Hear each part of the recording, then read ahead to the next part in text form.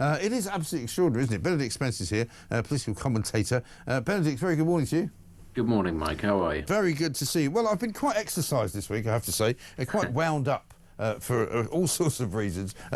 Sometimes it just gets to you, you know, you just kind of go, what on earth is going on? Let me just show you this, if I may, before we start talking. This is Keir Starmer and Volodymyr Zelensky yesterday. And believe it or not, this was actually put out by Downing Street because they thought it was a good thing. Check it out.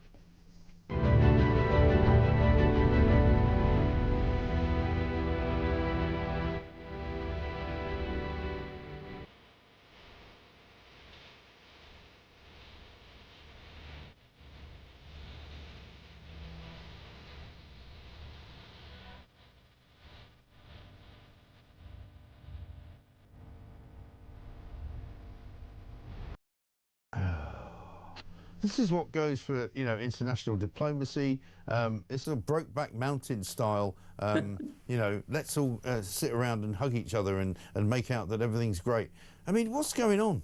It was very, the hug is very sort of Withnell and I. Couldn't we afford ourselves this one moment of indiscretion? Exactly. Nobody's watching. You know, no one need ever know. I went to Downing Street by accident. Yeah, but I mean, what I particularly like is the bit where they're sort of, you know, posing in front of the giant globe of the world and pointing at things. Yeah. They were unaware of where perhaps Ukraine might be. I know. But it's so kind of ham-fisted and ridiculous and pointless. I don't know who they think they're appealing to with that sort of rubbish.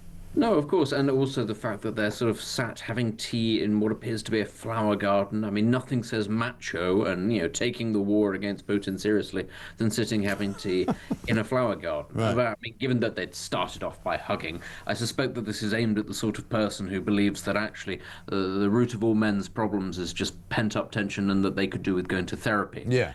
That's probably who's thought this through, thinking actually what we need is a little bit more kumbaya in your life. Yeah. Rather than, I don't know. I know, but it's so embarrassing for me as a person from Britain to see my Prime Minister, who I didn't vote for, by the way, so I call him my Prime Minister because he is.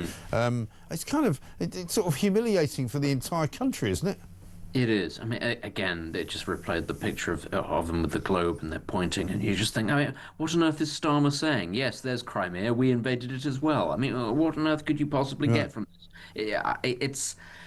The fact of the matter is, it's because neither of these men are actually in Alaska. They're not in the discussions. They're not with Putin in the room. Europe has been sidelined. Ukraine has effectively been sidelined. And Britain, I can't remember the last time we were actually relevant on this stage. No. It is all about trying to project something that isn't there. Ultimately, both of these countries, ours and Ukraine, have been completely sidelined in all of this. I mean, it's obviously worse for the Ukrainians because theirs is the country that's been invaded. But Britain, we used to be the major military power, and then we used to be the second major military power. Where are we? We're not relevant. No, exactly, because whatever's going on in Anchorage, you know, that is where you want to be. You know, it's Donald Trump, it's Vladimir Putin, it's the two superpowers of the world. The only people who are missing are China, and we are literally an also-ran, and it's kind of sad in a way. It is, and it's interesting because, you know, we had the growth figures that came out yesterday. You know, again, 0.3% growth, which basically means recession. And you sort of step back and you look at what Britain used to be, this sort of titan of industry, this, you know, major commercial power, and we've just sort of slowed to nothing. We're not actually in recession, not a major one. We're not going forward. Nothing's getting better, nothing's getting sort of drastically worse, it's just slowly worse. That's what's sort of very painful about all of this. There's all sorts of potential for Britain to be a major military power or a major diplomatic power if it wants to be. As much as anything else, it just seems to be that our political class has decided to stand still and wring its hands. And that's ultimately what is so frustrating. We're not yet in free fall. It could be averted, the crisis that's coming. But they still choose to put out these nonsense things where you're sat there watching and thinking, oh yes, we're standing very firmly behind Ukraine by putting out a video and we're doing nothing else. I just think that's the key thing, isn't it? A government that just does nothing. Yes. I mean, the fear that a lot of people expressed to me yesterday when they knew that Zelensky was coming to Downing Street, and the fear that many people have said to me overnight, is that, you know, Starmer will sign yet another cheque and there'll be more billions being paid to Ukraine, which we really don't have. And that's the other kind of fallacy that they're purporting to to suggest is that, no, not only are we at the centre of things, but we're also in a position to give money to a country which literally eats it for breakfast. You know, I don't know where all these billions go, but they certainly have had many billions from us, and I wouldn't be surprised if by the end of this week, you know, Keir Starmer's given him another 3 or 4 billion. Well, I mean, there was a reason, wasn't there, that there were protests in Ukraine after the government tried to change the rules around their own corruption commission. Yes. Because even before this war started, if you had any criticisms of Ukraine, the top one right at the start would be, it's kind of a corrupt place. A lot of money does seem to disappear, and there are rather a lot of oligarchs. That's only got worse as the war's gone on. Of course it has, because actually corruption always goes up during wartime. There's plenty more opportunity to nick things. And, you know, it's fine if it's the United States to a degree. You know, if it decides it wants to waste $1 billion here, there, or everywhere, that's what it does. It has huge amounts of money to do these things, especially on military endeavors. But we just don't. And again, we're getting to that sort of precipice where actually there is going to be a full-blown financial crisis in this country. We're not there yet, but we are right on the edge. And as you say, even now, more money for this war, more money for the Chagos, more money for people who want a free car because their kid's got ADHD. We simply cannot keep spending like this. I know, and it's absolutely and utterly ridiculous. But here we are with a government which is run by complete and utter morons, right? Have a look at what Rachel Reeves said yesterday about the GDP figures. Today's numbers show that the economy beat expectations in the second quarter of this year. We are the fastest growing economy in the G7 for the first half of this year, with a GDP growth of 0.3% this quarter, and that's after GDP growth of 0.7% the quarter before that. Look, I recognise there's still more to do to make sure that people in all parts of the country benefit from that growth, but since the general election, when I became Chancellor, the economy has grown by 1.2%, and GDP per capita, so for every person in the country, GDP per capita is up by 0.7%. So encouraging numbers today, but of course we need to build on that to make sure people in all parts of the country are better off. I mean, 1, they're not encouraging numbers. 2, the economy is going down the gurgler. 3, it may well be that they're better than other countries, but it doesn't make them actually any good.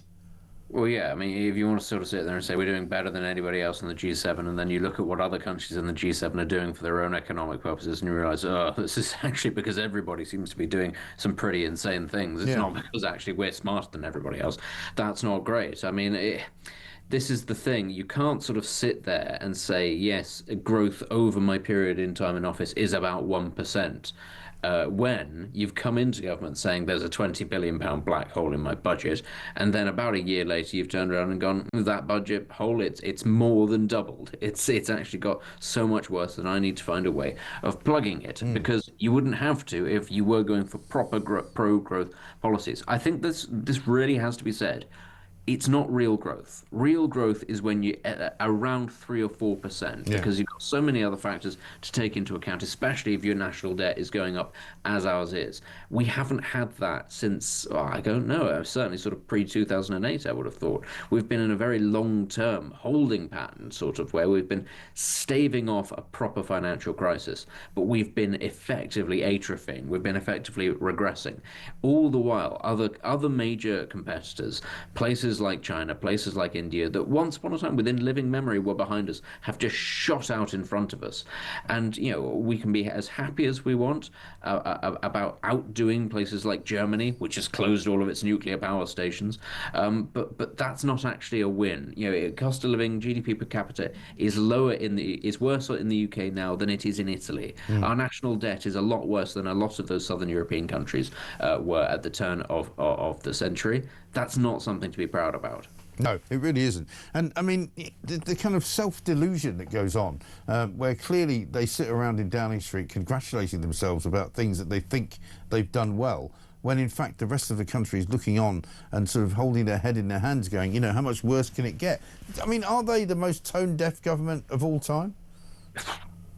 They're certainly up there, aren't they? They're certainly up there. But the problem is we are comparing them to the previous lot, who actually were, the grand idea of the Conservatives right at the end when they were heading for electoral oblivion was, well, why don't we have national service? But it's not national service. Nobody actually has to show up, and it doesn't necessarily involve any military activity at all. And everybody was kind of sat there going, really? That's how you're going to win an election? These are probably worse because they're more ideologically driven in Labour, but that they are following on from a particularly bad vintage of the Conservatives. But don't get me wrong, we've got 4 more years of this lot. It will get worse because they will revert more and more to ideology as things begin to spiral. Yeah, and just one final thing for you, just as if that all wasn't bad enough. Birmingham City Council supposedly telling people that they have to remove their St George's flags and Union flags from various lampposts and things because apparently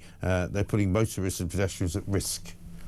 Yeah, this is the same local authority that just lit up its municipal library in the colours of the Pakistani flag to celebrate Pakistan independence. But the UK, the Union flag and the Cross of St George, these are all dangerous. I think we are possibly the only country in the world that does this.